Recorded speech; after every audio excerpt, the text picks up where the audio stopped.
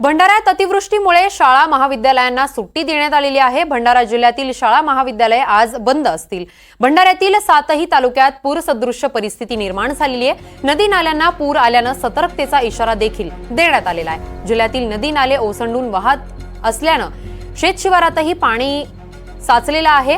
दरम्यान खोसेखुर्द धरणाचे काल 9 दरवाजे सुरू होते, मात्र मुसळधार पाऊस पडल्याने आणखी त्यात वाढ करून आता 13 दरवाजांमधून 54,284 क्युसेक पाण्याचा विसर्ग करण्यात येतोय। या संदर्भात अधिकची माहिती देण्यासाठी आमचे प्रतिनिधी तेजस मोहतुरे आपल्या सोबत आहेत। भंडाऱ्यात अतिवृष्टी होतीये, तेजस काय अधिकची माहिती आहे?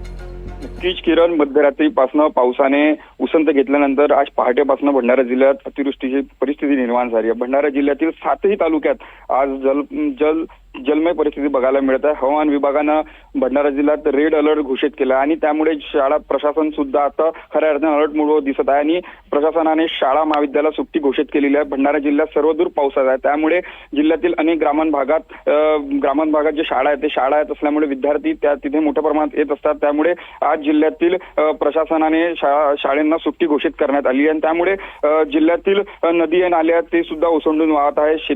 अनेक शेतशिवार हे पाण्याखाली असल्याचे चित्र सुद्धा बघायला मिळत आहे आणि त्यामुळे गोसेखुर्द धरणाचे काल 9 दरवाजे सुरू करण्यात आले होते, मात्र मुसळधार पाऊस पडल्यामुळे आणखी त्यात वाढ करण्यात आली आहे।